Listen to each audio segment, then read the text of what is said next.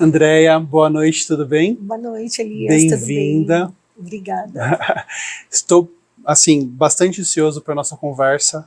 A gente já conversou um pouquinho, mas eu queria registrar também aqui o quanto a gente, eu particularmente, a Carol, nos sentimos muito abençoados pela vida, pela sua vida, pela vida do pastor Ranier, que tanto cuida da gente aqui nessa igreja, né? Nós como casais, e todos os casais dessa igreja, somos muito abençoados por ter vocês aqui com a gente cuidando. Amém. Eu já conheci um pouquinho do seu testemunho, que você me mandou um resumo, e faz todo sentido para mim isso hoje. Sim. Mas hoje é o momento de você nos contar um pouco essa história. E, por favor, se apresente, quem não te conhece, pode começar. Amém. Obrigada, Elias, pelo convite. Estou feliz também, um pouco ansiosa, um pouco nervosa. Tenho muito prazer em contar tudo que o Senhor fez e te agradeço por essa oportunidade. Bom, eu sou a Andréia, casada com o Ranier, o pastor Ranier. Sou mãe de 3 filhos e o restante eu vou contando para vocês. Sim. Bom, eu preciso começar contando a história dos meus pais para começar a contar o que Deus fez na minha vida. A minha mãe e o meu pai, eles são paraibanos, os dois, mas conheceram em São Paulo. A minha mãe veio para São Paulo, como muitos nordestinos fazem, todos os dias em busca de uma vida melhor. E ela conta que teve uma infância muito difícil. Ela é a filha caçula de uma família de 11 irmãos, e ela sofreu abuso sexual dos 2 irmãos dela, mais velhos. Lá na Paraíba ainda? Lá na Paraíba, e ela era criança, ela tinha por volta de 7 a 8 anos, e isso despertou a minha mãe para uma vida sexual precoce, e ela começou a se relacionar ainda na adolescência com homens mais velhos, casados, e ela criou uma imagem muito ruim, onde ela morava, um lugar pequeno. E quando ela veio para São Paulo, foi para fugir dessa realidade, mas chegando aqui... Ela veio sozinha? Veio sozinha. Quantos anos isso? Ela tinha uns 21 anos. E ela largou todo mundo lá e Sim, veio para São Paulo sozinha? Sim. Meu tio já morava aqui, meu tio era casado, já tinha uma família, e ela veio morar na casa dele. Ela começou a trabalhar numa empresa, e nessa empresa ela conheceu uma moça que era casada com um rapaz que era amigo do meu pai.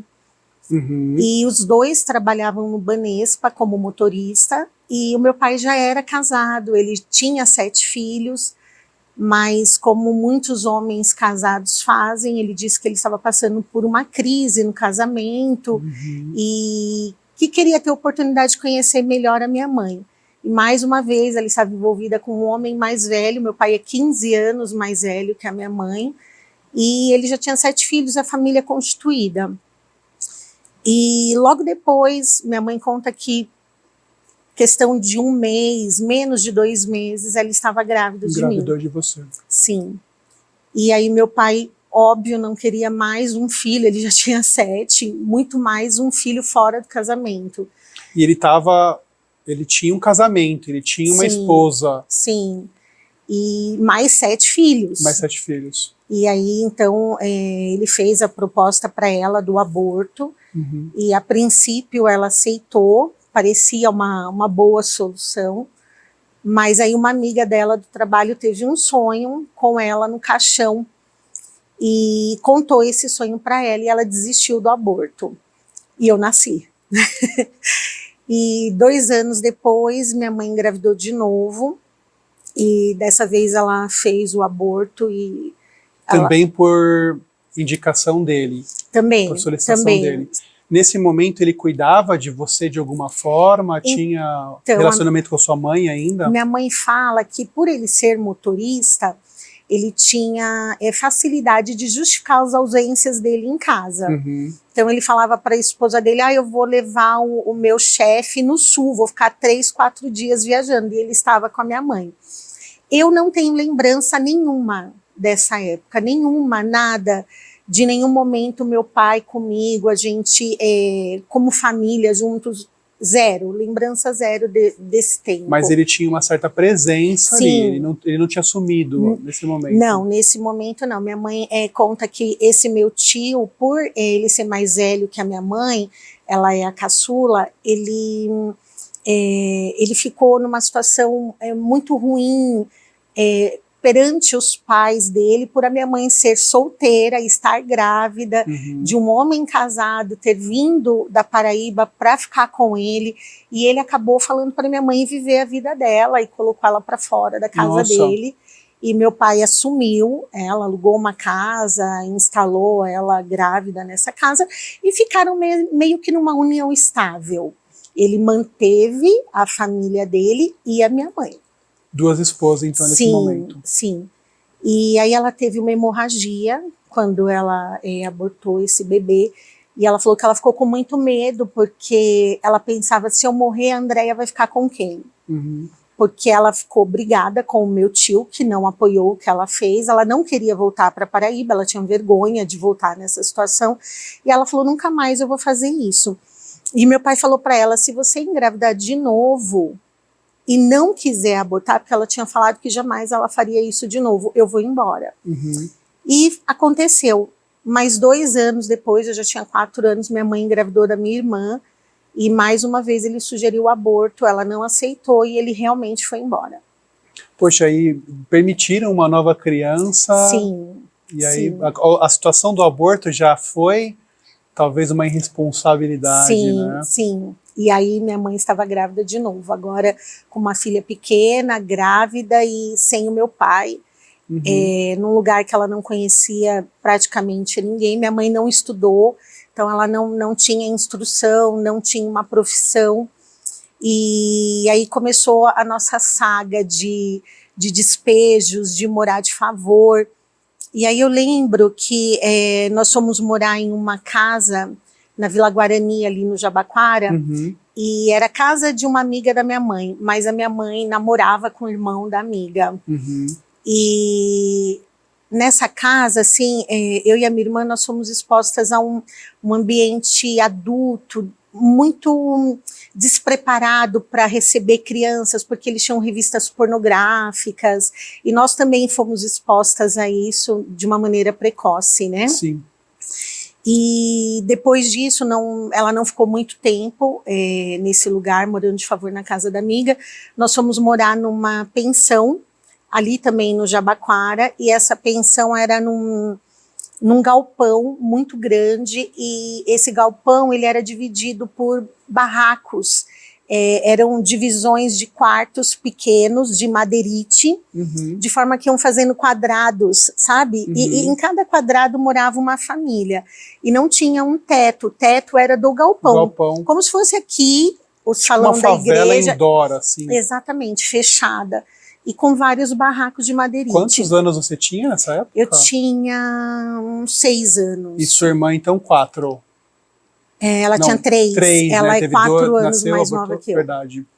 E aí, minha mãe sem emprego, sem ajuda de ninguém, meu pai tinha sumido, nós íamos ser despejadas de novo, mesmo morando nesse lugar. Né? Você tem memórias dessa época? Tenho. Eu lembro do lugar, e assim... eu lembro que tinham 2 banheiros nesse lugar, um banheiro com vaso sanitário e um banheiro com chuveiro. Então, era um lugar para todo mundo fazer as necessidades e todo mundo tomar banho. Então, eu lembro, assim, de situações de eu estar na fila com uma toalha no ombro e um sabão de coco para lavar o cabelo e tomar banho com aquele sabão. De forma que a gente tomava pouco banho, né? Porque era difícil tomar banho e usar o banheiro era difícil. Então, nós tínhamos piolho, era uma vida assim de muita escassez. Insalubre, né? Era. E aí nós íamos ser despejadas de novo, porque minha mãe não tinha trabalho, não tinha renda. Aí um rapaz que morava lá na pensão, sozinho, ele ficou com pena da minha mãe, que ela ia para a rua com 2 meninas, acolheu minha mãe na casa dele, no barraco dele. E aí a minha mãe engravidou do meu irmão. Deste homem? Deste homem. E quando ele descobriu que a minha mãe estava grávida, ele foi embora. Meu Deus, aqui já é o quarto despejo, o quarto ou quinto despejo. Nós vivemos isso muitas vezes. E aí ele foi embora realmente. Meu irmão, ele não conhece o pai dele, ele não tem o nome do pai dele, e eu lembro, assim, da fisionomia dele. Ele era padeiro, eu lembro, assim, dele trazendo leite para casa. Foi uma situação rápida, porque assim que ele descobriu que minha mãe estava grávida, ele foi embora. E aí, ele deixou ali uns 2, 3 meses de aluguel pago, falou para minha mãe que não queria filho, não ia assumir uma família com 2 meninas e um filho, não era o desejo dele. E foi aí que minha mãe conheceu uma mulher que ela ia para a estação do Tietê todos os dias, pedir dinheiro. Vocês já devem ter visto isso, quando nós vamos na rodoviária, numa estação de metrô, e alguém fala, eu vou viajar, estou precisando de um bilhete. Sim. E a minha mãe, ela, né, apresentou isso para minha mãe, ela ia para o Tietê, ela falava, eu vou viajar para Ponta Grossa, a passagem é R$50, eu tenho 20, você pode me ajudar? E ficava então nunca contando essa existiu história. a viagem, são formas de ganhar um dinheiro ali, apelando pela emoção da pessoa. Sim, sim, ainda mais uma mulher com 2 filhas e grávida. E aí minha mãe foi, ganhou dinheiro, um dinheiro fácil, e ela começou a ir com essa amiga, e esse se tornou... Virou um trabalho. O trabalho da minha mãe, a nossa fonte de renda, onde ela ficou aproximadamente uns 8 anos. Nossa, 8 anos nesse formato. Isso, porque foi quando eu tinha 14 anos que essa situação mudou. Então, você assim, ajudava? Sim, fazia parte do trabalho, você também pediu? Eu pedia também. Porque, com a mesma história? Com a mesma história, porque as pessoas comovem mais quando é uma criança pedindo. Então, era mais lucrativo quando eu e a minha irmã pedia. Né? A minha irmã ainda era muito pequena. E, assim, eu lembro que nessa situação meu pai sumiu completamente, eu não via o meu pai nunca. Então, assim, tiveram diversas situações de Dia dos Pais, de formatura, e meu pai nunca esteve presente. Mas nesse momento ele já tinha voltado, então? Porque quando nasceu sua irmã, ele sumiu. Sim. Em algum momento ele volta, então? Meu pai voltou muito tempo depois. E se relacionando com a sua mãe de novo? Sim. E aí, minha mãe ficou todo esse tempo no Tietê. Nós saímos dessa pensão, fomos morar em uma casa, num quintal, com várias pessoas, em frente a um centro de Umbanda. E como nós buscávamos essa figura paterna, né, esse homem que cuidaria de nós, nos envolvemos nesse lugar, fomos muito bem acolhidos pelo Pai de Santo. E ele me convidou para ser combone no centro de Umbanda. Combone é? É como se fosse um diácono na igreja evangélica. É alguém que serve.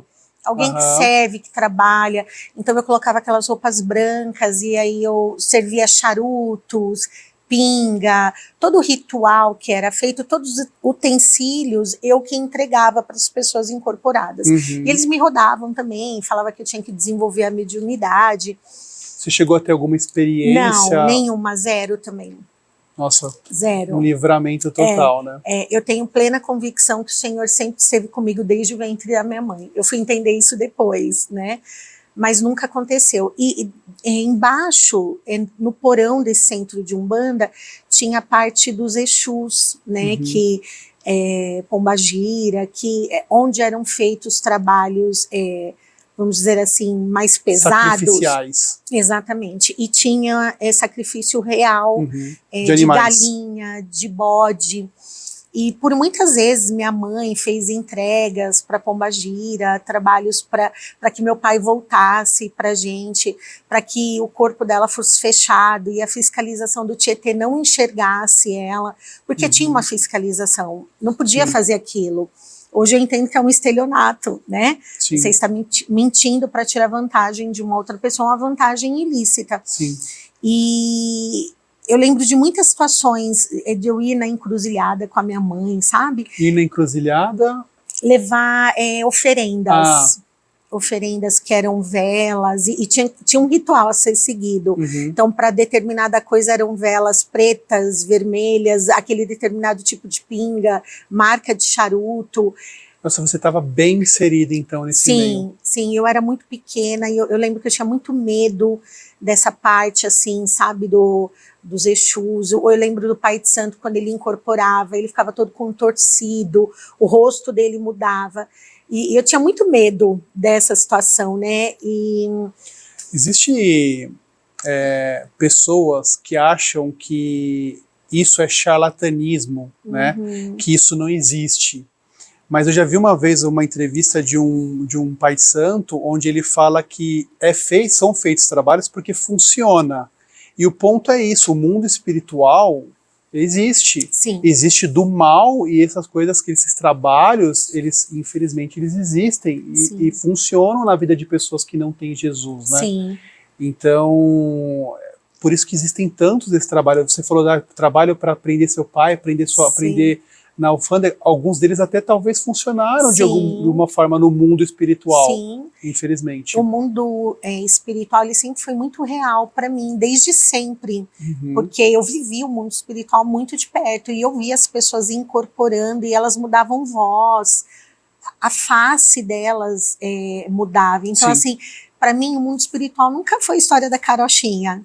Eu sempre soube que existe um Deus, que existe o diabo, só que a mentira que eles contam é que esses espíritos são pessoas que morreram e que voltam, então, e incorporam no que eles chamam de cavalo, né? Que a pessoa é o cavalo.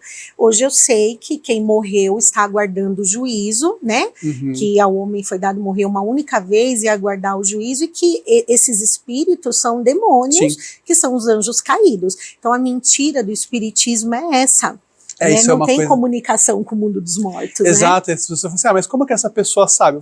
Eventualmente um demônio que viveu próximo da pessoa sabe coisas que ela falaria, sabe jeitos que ela tinha. Então ela facilmente teria como nos enganar com certeza, sabendo o que a pessoa falaria. E as pessoas são enganadas dessa forma. Com certeza, elas são atraídas para o espiritismo, acreditando que tem contato com alguém muito querido e amado que morreu. Na psicografia, com a letra da pessoa, o diabo é muito astuto, né? E o que ele quer é nos separar de Deus. Então ele é o pai da mentira, ele usa a mentira muito uma bem, religião, né? Chega a inventar uma religião. As pessoas acreditam que o espiritismo é uma coisa de Jesus. Sim. Tem, né? Até o Evangelho segundo Allan Kardec. Tem muito engano, né? Porque é próprio dele, né? Ele é o pai da mentira. E nesse lugar que nós morávamos era um lugar assim muito perturbado. Nós ouvíamos vozes, como se fossem cavalos andando no telhado. E nós tínhamos uma vida muito difícil. Eu lembro que dormia eu, a minha mãe, a minha irmã, e numa cama, sabe essas camas que dobram assim, bicama? E nós tínhamos um fogão, as nossas coisas eram guardadas em caixas de papelão. Embora minha mãe fosse para o Tietê e tinha toda essa fiscalização, não era uma coisa que ela poderia ir todos os dias. Então ela ia, ganhava um dinheiro, quando o dinheiro acabava ela ia de novo. E nós tínhamos assim uma vida muito difícil. E nessa casa teve um dia que a gente só tinha milho de canjica para comer. E minha mãe cozinhou o milho e a gente comeu, e ela falou, eu não quero mais essa vida nem para mim, nem para os meus filhos. E ela pensou em tirar a própria vida e a nossa também. Ela conta que ela levantou para deixar o gás vazar até que a gente morresse, e ela sentiu uma mão forte segurando ela, e ela ouviu falando, não faça isso. Então já era Deus, né? Sempre foi Deus. E depois de um tempo nós mudamos de casa, fomos morar numa rua de cima, e eu passei a ter contato com esse homem que era amigo do meu pai, que apresentou o meu pai para minha mãe, que ele é meu padrinho de batismo. E foi um momento assim de muita tristeza, porque eu tinha uma ferida muito grande na minha alma, de uma ferida paterna. Hoje eu entendo isso, da rejeição e do abandono, e ele ficava meio que cutucando essa ferida, porque como ele trabalhava com meu pai, eles trabalhavam no Banespa, eles tinham muitos benefícios. Então eles tinham clube, convênio médico, desconto em escola particular, e ele ficava falando pra gente o quanto nós éramos miseráveis, sem a graça, né, desgraçadas, e quanto que meu pai tinha uma vida boa, de clube, de convênio médico, e nós ali, muitas vezes, indo na casa dele para comer a comida dele. Mas qual que era a intenção dele? De só colocar vocês para baixo? Ele nunca apoiou o que meu pai fez. Tanto que mais para frente, né, quando a minha mãe e meu pai se reencontraram novamente, ele parou de falar com a gente, porque é inconcebível para ele entender que nós aceitamos o meu pai de volta e que houve um perdão por tudo que ele fez. O pai era o mal que afligia vocês, sim, na visão dele. Sim, e assim, eu já via tudo isso, já era o suficiente para eu, naquela situação, naquele momento, eu tinha um ódio muito grande do meu pai. Porque eu via toda a situação que nós passávamos e eu culpava ele. Então, assim, nós não tínhamos comida porque ele não estava com a gente. Nós não podíamos estudar numa boa escola porque ele não estava com a gente. A gente não tinha lazer nenhum porque ele não estava com a gente. Então, ele passou a ser o bode expiatório da minha história. Sim. E tudo que ele falava sobre o meu pai só aguçava tudo isso dentro de mim. Mas aí sua mãe falou que ela não queria mais essa vida. E eu acho que pra gente existe essa decisão, né? Sim. De querer a mudança. E ali naquele momento, talvez, do possível suicídio, ela decide por isso. O que aconteceu depois disso? Como que aconteceu essa mudança? Quando eu tinha 14 anos, o mesmo tio, ele já estava separado da minha tia, a esposa dele, e a esposa dele ficou com a casa, os filhos, mas ela encontrou uma pessoa, ia morar com essa pessoa, e meu tio convidou a minha mãe para vir para Diadema, morar na casa dele e cuidar dos meus primos que tinham ali mais ou menos a minha idade. E aí nós viemos então morar em Diadema, na casa do meu tio. Que ano isso? Eu tinha 14 anos, 1992. Era só mato aqui em Diadema. Era muito diferente, mudou muito. E fomos morar no Parque Reide e achávamos que seria uma mudança realmente de vida, porque finalmente estaríamos com a família, não mais pagando aluguel, não mais correndo o risco de ser despejadas, mas não foi assim, foi um momento muito difícil. Minha mãe continuava no Tietê, e essa história do Tietê era um segredo, ninguém sabia que minha mãe ia para o Tietê, ninguém tinha noção de onde vinha o dinheiro que nós sobrevivíamos. Minha mãe contava uma história, que ela era diarista e que ela fazia faxina numa casa, em outra, e a minha tia, ela saiu da casa, foi morar com essa outra pessoa, mas ela estava lá com muita frequência, porque ela tinha deixado lá os móveis dela e ela tinha muito ciúme daquilo. Então ela dizia assim pra gente, se eu chegar aqui e a minha geladeira estiver arranhada, vocês vão pagar com a vida. E não mexam na minha geladeira, não abram minha geladeira. E os meus primos, por exemplo, comiam salgadinhos na nossa frente, não dava pra gente. Teve uma situação assim muito marcante do meu irmão, ele fez xixi no colchão, porque nós dormíamos, nós 4, num colchão de casal, na sala, e ela colocou o colchão para fora, o colchão pegou chuva, e quando a gente chegou, minha mãe do Tietê, a gente da escola, fomos todos dormir nesse colchão molhado. Foi uma coisa que me marcou muito. E a minha mãe tinha as frustrações dela, a pressão dela, e nós apanhávamos muito. Então minha mãe chegava dentro dessa situação, dessa pressão, qualquer coisa que a gente fazia, a gente apanhava. E eu e a minha irmã decidimos ir embora. Pegamos a nossa mochilinha, colocamos umas peças de roupa e falamos, vamos fugir. E fomos realmente, mas não conseguimos chegar na casa de uma amiga, que era a minha ideia, porque minha mãe chegou, nos encontrou no ponto de ônibus, e aí nós tivemos uma conversa. E falamos para minha mãe que a gente não estava mais suportando, né, toda aquela situação, e ela decidiu então que nós sairíamos da casa da minha tia e alugamos uma casa na rua de cima. Nessa rua eu conheci uma moça que ela é 4 anos mais velha que eu, ela trabalhava numa empresa lá no Parque Reide, na recepção. Ela trabalhava o dia inteiro e na hora do almoço os donos da empresa ficavam atendendo telefone. E eles falavam para ela, ai, tá difícil, a gente não consegue almoçar, você não tem uma amiga para indicar? Porque aí você trabalha de manhã e ela trabalha à tarde, e a recepção fica coberta das 7 da manhã às 7 da noite.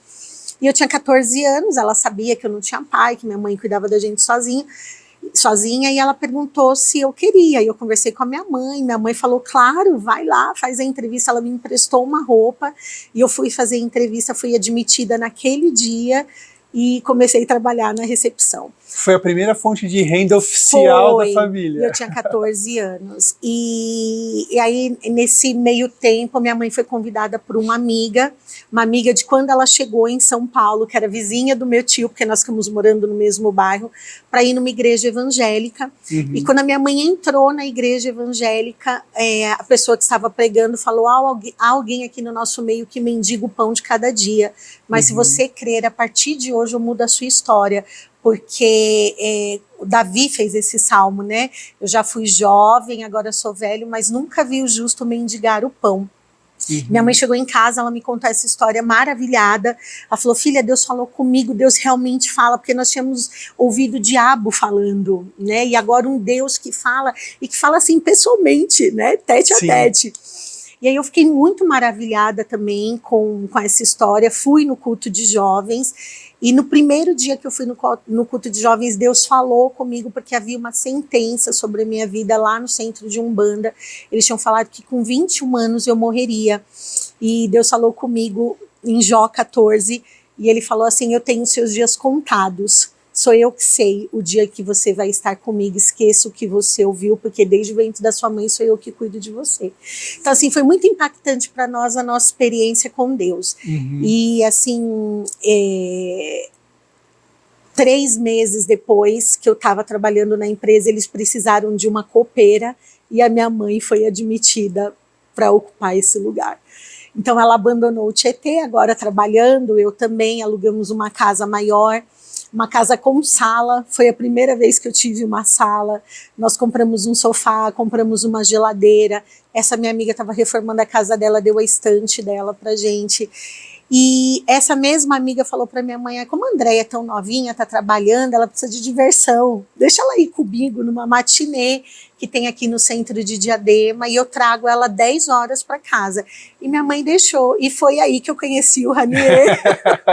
Na matinê. Foi. Os diademenses, né, vão entender. Era o Estúdio 8, né, uma balada que tinha aqui em Diadema.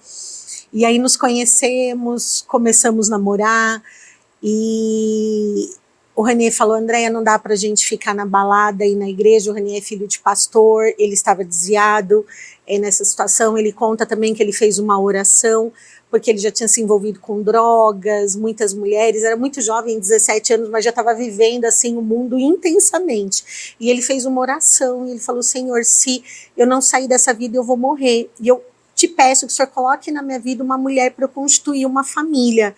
E nós já tínhamos nos conhecido, tínhamos até dado um beijo, e aí ele falou que orando, ele me viu no pensamento dele. E ele me ligou naquele dia e falou: tô indo te ver. E nós começamos a namorar no dia 10 de maio de 1993. Eu tinha 15 anos. E paramos de ir na balada, encontramos uma igreja que nós pudéssemos servir o Senhor juntos. E nessa igreja aceitamos Jesus, casamos, nos batizamos. E a história é grande, né? Mas comecei a fazer uma faculdade. Direito. A empresa que eu trabalhava, ela pagava faculdade para os funcionários, e ela pagava 70% da minha faculdade. E foi a oportunidade que eu tive de estudar. Comecei a fazer direito. No 3º ano da faculdade, nós nos casamos. Minha sogra cedeu a parte de cima da casa dela para que a gente pudesse construir um quarto, sala e cozinha. Meu cunhado tinha casado e o espaço ficou só para o Ranier. Construímos essa casa, casamos.